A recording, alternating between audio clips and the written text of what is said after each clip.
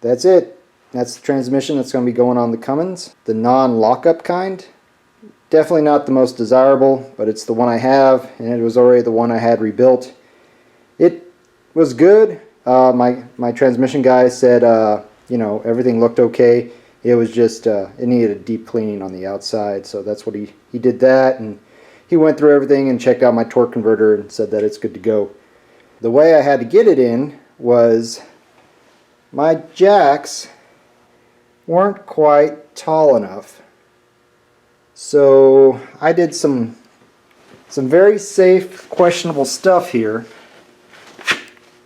and I cut up some 4x4s and secured them onto some 2x4s, and that's what we got going on right now. And then my pump jack did the majority of the work, and so yeah, well, let's just not talk about this. Let's just let's get over to the transmission here.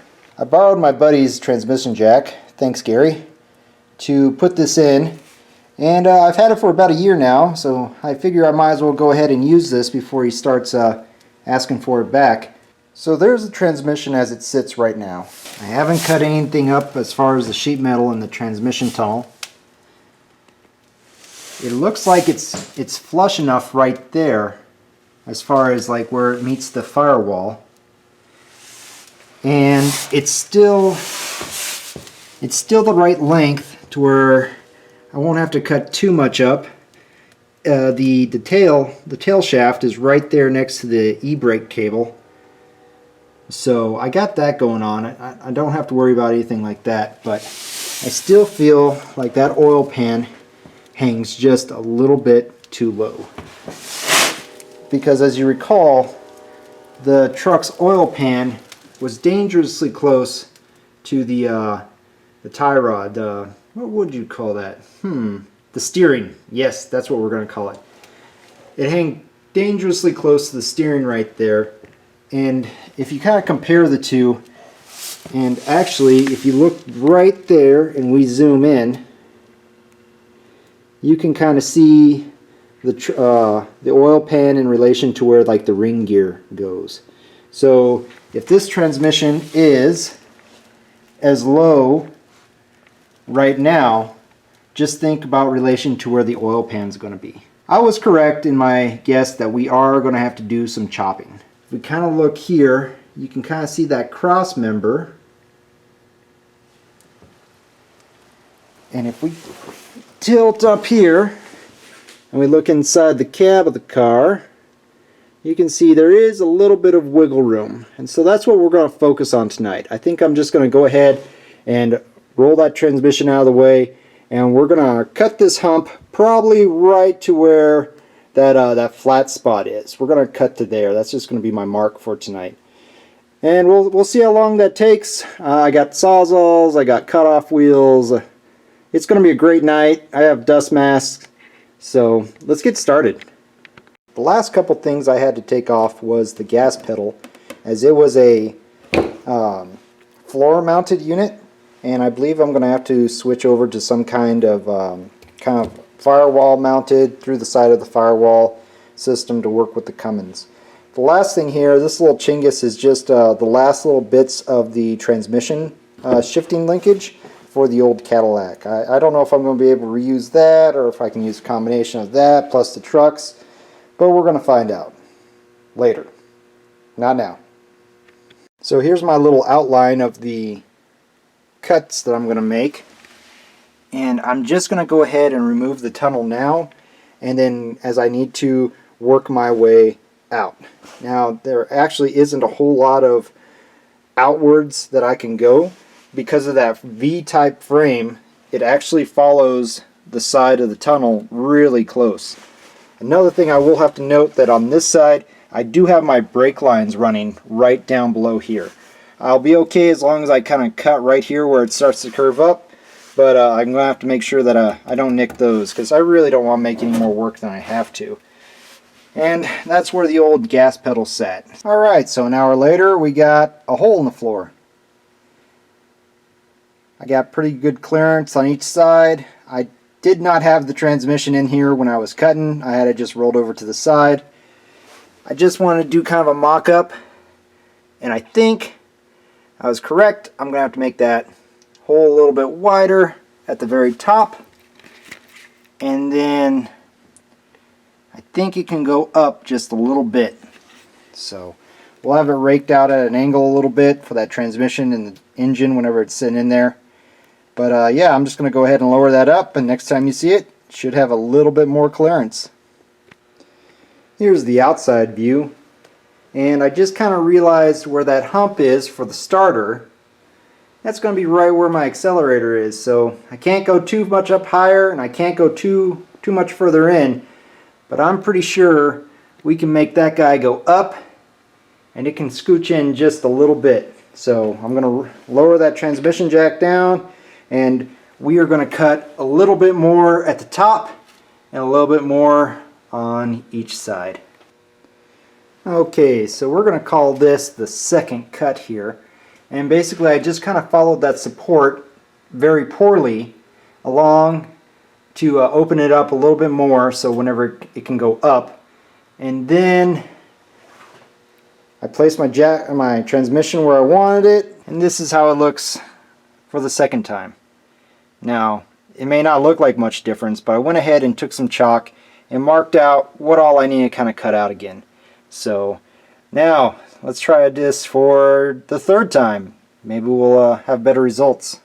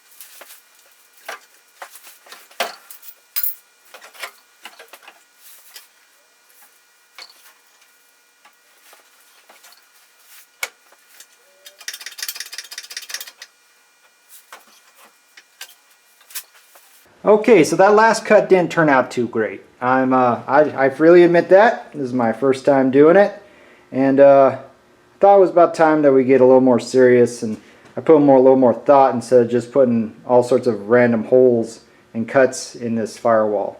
So let me show you what I did. Okay, so there at the top you can see that I did drill a hole after I cut away some of the insulation that was up against the firewall. There's that hole right there. That's kind of my guide mark as far as how high I can still go. And it's a couple inches. I'd say it's about, I don't know, 3.5 inches I could still keep going up. And I'm going to call it good there. I think it'll be pretty tall. So what I did was, after I cleared off all that insulation, I drilled that hole, and then I went ahead and made a template.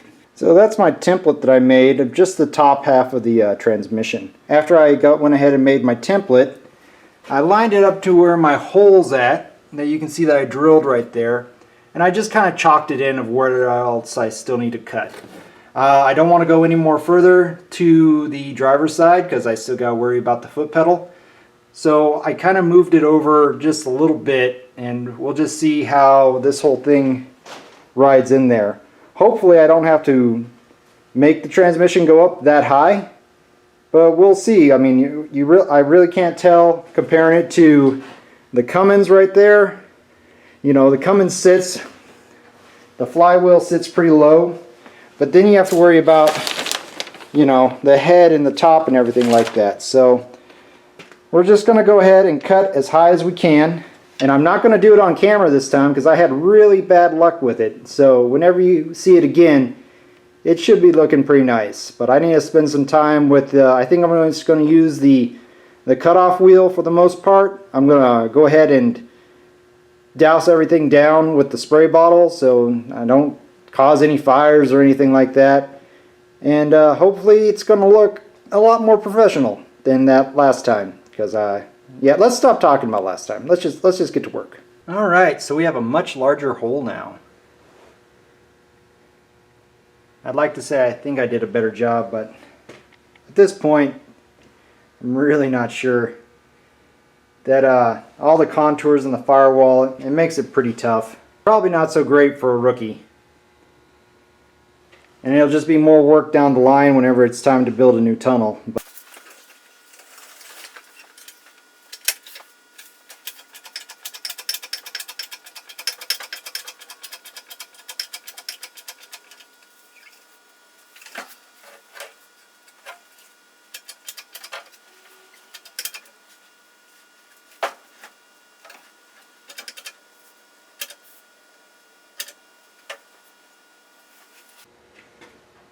Okay, so it doesn't look as bad with the transmission shoved into it.